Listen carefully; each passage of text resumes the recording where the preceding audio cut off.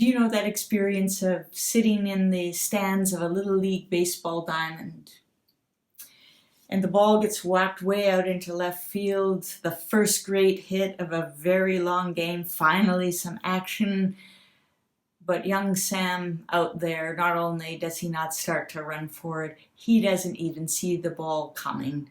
So enthralled is he in watching this parade of ants coming and going from their underground city right in that spot where his coach told him to stand. And from behind you in the stands comes bellowing, "Get in the game, Sammy, get in the game." If Jesus had played baseball, he might have conjured up a scene something like that in that passage from Matthew's Gospel. But instead, he drew on a kid's game of his own, imagining it falling flat when the kids of the other team didn't engage. And so we hear the kids of the one team lamenting, "We sang for you, but you didn't dance. We wailed, but you didn't mourn." For whatever reason, the kids didn't get it, didn't respond, didn't join in playing these games of weddings and funerals. Well, then, shifting from the analogy of the game, Jesus gets explicit. When John came, meaning John the Baptist, when John came, neither eating nor drinking, they called him demon-possessed. And the human one came eating and drinking, and they called him a glutton and a drunkard, a friend of tax collectors and sinners. They missed it, many people did. Neither John nor Jesus are seen for who they are. The dynamic and the invitation of their lives not appreciated, but misjudged, written off. But for Jesus, the game isn't over, and he's not about to give up. "Come unto me," he says. We might hear this as his version of "get in the game, Sammy." Like there's actually something to wake up to, something to get in on, something that needs you. "Come unto me, all you who are weary and carrying heavy burdens, and I will give you rest." Rest. Now there's a beautiful word for any one of us feeling weary or weighed down, worn out by life, by grief, by work, by worry, boredom, regret, whatever has become burdensome. This promise of deep rest, of being given relief, these words are like summer in the soul. So now we're leaning in, as if to say, "Tell me more, Jesus, tell me more." And in the next to the same breath, what do we hear him say? "Take my yoke upon you and learn from me." My yoke, he says, that particular rigging that helps stay the course and shoulder the weight in the company of another in a way that works, in a way that enables the work. So Jesus' invitation to come and find rest, it turns out, isn't by way of escaping our work or our life or our life's work. It is rather by taking it up in a particular way, a way he promises is marked by ease and lightness.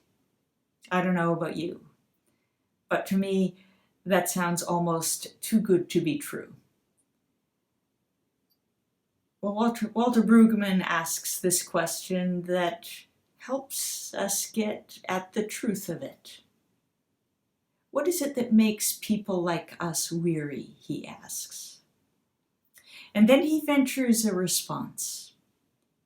It is not working too hard that makes us weary, he says. It is rather living a life that is against the grain of our true creatureliness. Living a life that is against the grain of our true vocation, being placed in a false position, so that our day-to-day operation requires us to contradict what we know best about ourselves and what we love most about our lives as children of God. Exhaustion comes from the demand that we be, in some measure, other than we truly are. There's a lot to unpack there. And I think he gets to the heart of it by naming our creatureliness and our vocation as the children of God, God's beloved. This word creatureliness, it's a reminder that we are creatures of the Creator, not the Creator. We are part of this interconnected web of life, but not its source. Our creatureliness comes with particularities, vulnerabilities, limitations. And for all the magnificent intricacies of our beings, we are frail mortals. We fail ourselves and others. We die. It's not working too hard that makes us weary. It is rather living a life that is against the grain of our true creatureliness, like when we expect of ourselves something superhuman, that we have to do it all and perfectly, as though it was all up to us. Or alternatively, when we expect nothing of ourselves, having bought the lie that we have no agency, that there's nothing we can do. Meanwhile, the truth is we are not left to ourselves. We are the beloved of God, in whom we live and move and have our being.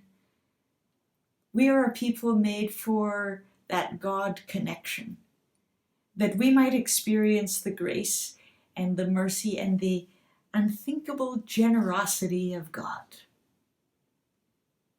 Come unto me, you who are weary and carrying heavy burdens. It's really a call to come away from the dehumanizing expectations we lay on ourselves or absorb from the world around us.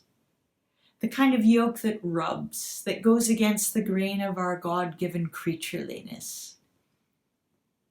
Instead, Jesus says, take my yoke upon you and learn from me. There are a few things about that, aren't there? It's the invitation to draw near, to come alongside, to experience his companionship. It's also the invitation to feel the fit of this yoke, this way that helps to stay the course. To feel the fit that doesn't rub, that doesn't go against the grain of our humanity, but in fact draws us into what it is to be truly human, as Jesus is truly human. So what are we learning from him? At its heart, I think we're learning about his relationship with the one he calls Abba.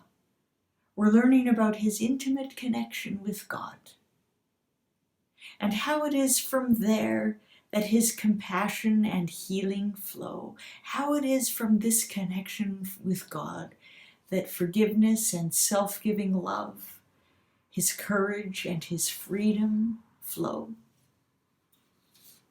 We're learning from him what it is to trust, to lean into God's all-sufficient love.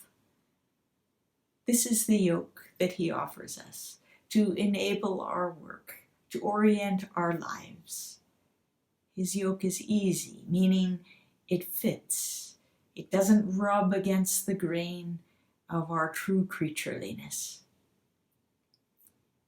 And his burden is light, Jesus says. We might hear that in the way Walter Brueggemann puts it, as if to say his burden is clear. Not that it's easy, but that it's clear. It's the burden, Brueggemann says, of simple commands. Love God, your neighbor as yourself. It's the burden of simple commands, of traveling light and staking your life only and entirely on that Friday, Sunday truth. In other words, staking our life on the mystery of God's power for life that won't be stopped by death. The game isn't over. As long as we have breath, and maybe even beyond, Jesus' invitation is as fresh as ever. Come unto me, he says. All you that are weary and carrying heavy burdens, and I will give you rest. Take my yoke upon you and learn from me, for I am gentle and humble of heart, and you will find rest for your souls. For my yoke is easy and my burden is light. Truly, there is a whole way of being to wake up to get in on, a way that needs us and wants us. Come, Jesus says, come unto me. Like that would be our first move.